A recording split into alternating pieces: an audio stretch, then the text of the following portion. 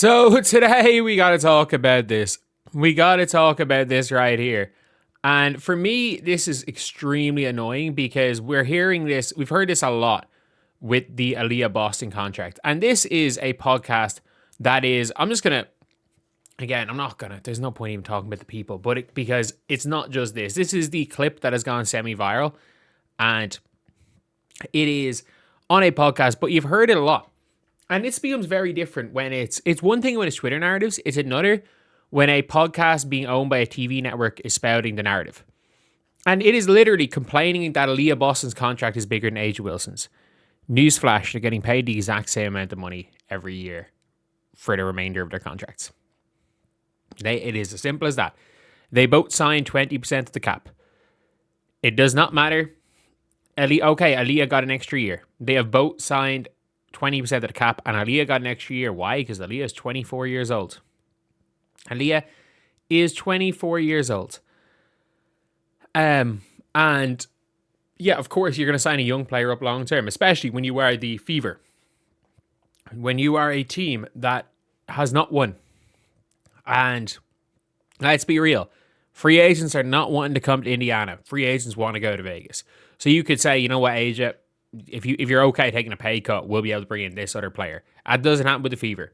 With Indiana, it's, okay, are you willing to take a pay cut? That's fine. Yeah, we might be able to, if you take a pay cut, we might be able to bring in, I don't know, insert random bench player here.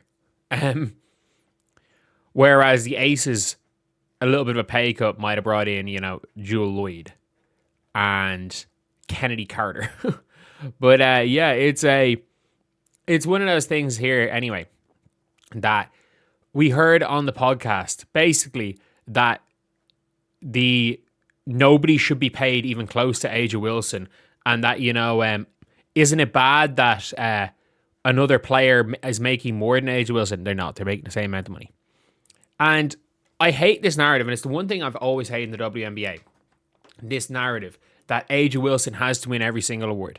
Because, by the way, I'm not going to argue that Angel Wilson did not deserve to win MVP in 2024. Or in 2024.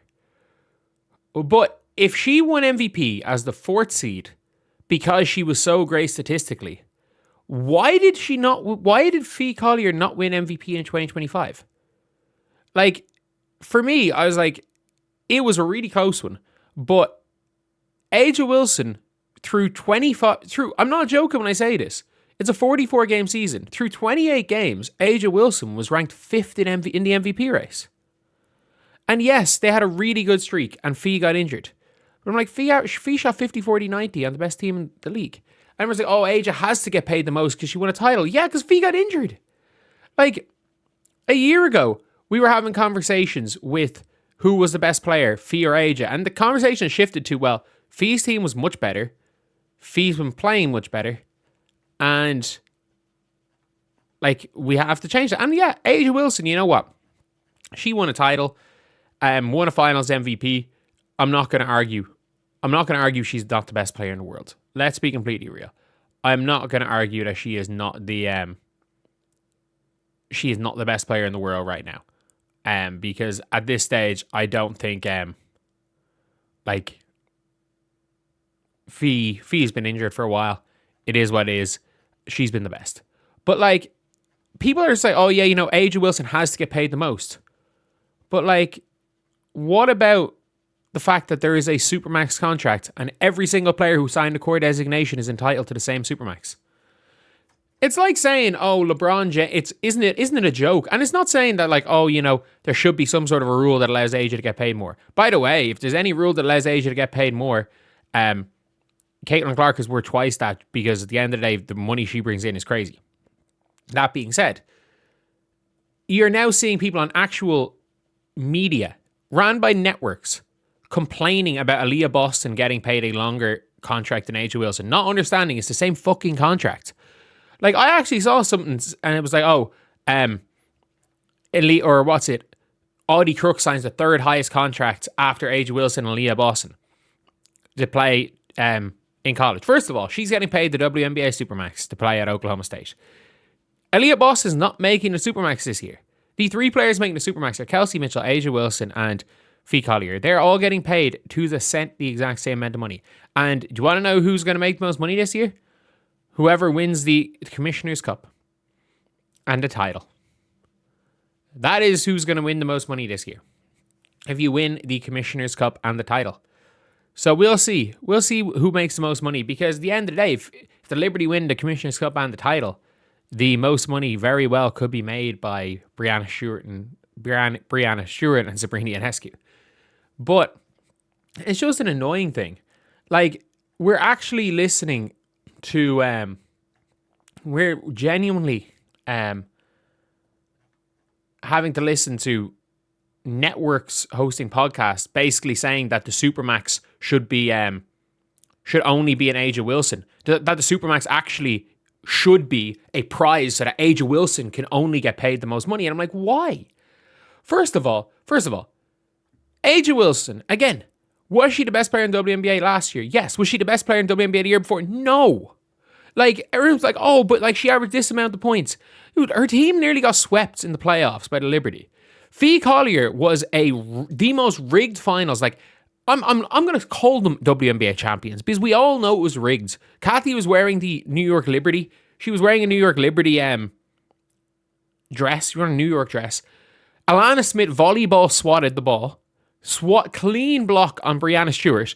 When they challenged the call, everyone saw the replay, and the Lynx players started celebrating because they're like, we've won, this is clean. And they didn't overrule a blatant bullshit call in the most rigged thing we have ever seen.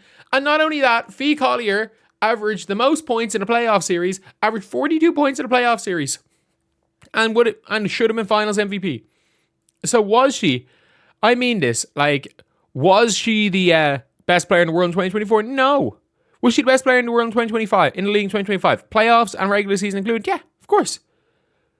But she doesn't have this God-given right to be the highest paid player till the end of time. Just like she doesn't have this God-given right to win every single award ever.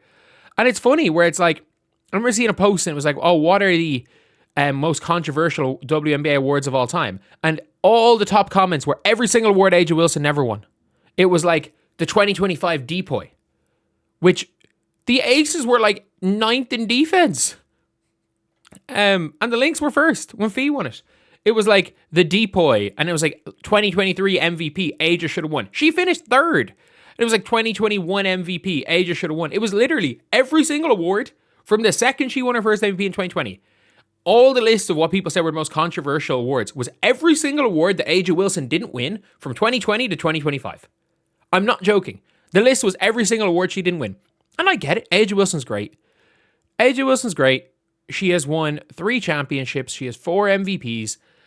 And she's still, I think she's still the right side of 30. Like, she's born in 96. She might have just gone 30. If her career ended today, she would be very much in the GOAT conversation, if not top of the GOAT conversation. The likelihood of A'ja Wilson being top of that GOAT conversation when it's all said and done is very high. I have no ifs, ands, or buts about that. But there's a thing called a salary cap. There's a thing called a core designation. There's a thing called a supermax. And we're seeing actual media pretending that none of those exist and that they're basically sounding disappointed that the supermax is not just some mythical thing that is only serves its purpose to make sure A'ja Wilson is the highest paid player till the end of time. It's a joke. It's an absolute joke. But at the same time, and again, let's not forget in 2024, A'ja Wilson won unanimous MVP because everyone was scared to vote for anyone else. Her team was this close to being, like, they were this close to being the 5th seed. If they lost their last game of the season and Seattle won, and Seattle didn't completely melt down, they were this close to being the 5th seed. While Fee was much more efficient, was a better defender, and her team won 30 or 40 games, was 1 game off the 1st seed. Like, the fact is that I'm not saying A'ja didn't deserve to win MVP. I'm saying that the entire media from game 1, by the way, From game 1, they were saying unanimous MVP. Game 1 of 40, they were saying unanimous MVP, guaranteed three-peat, everything. That's what they were saying. It's a guaranteed three-peat, and she's going to win unanimous MVP. From before a ball was dribbled. Because so the whole media was scared to vote for anyone else. Not saying she deserves to win MVP, but it's everything is with Angel Wilson. If Angel Wilson could literally be the 3rd seed, not lead the league in scoring, and she'll still probably win MVP. Win a three-peat in MVP, because if no one's ever won a three-peat in MVP, they're going to come into this season basically saying that any of the media that even suggests that anyone else could win MVP actually should get their vote taken away from them, which is what they did when Rebecca Lobo, after 10 games in 2024, said it's looking like Angel Wilson is going to win MVP. But yeah, anyway, that's the video. I'll see you guys.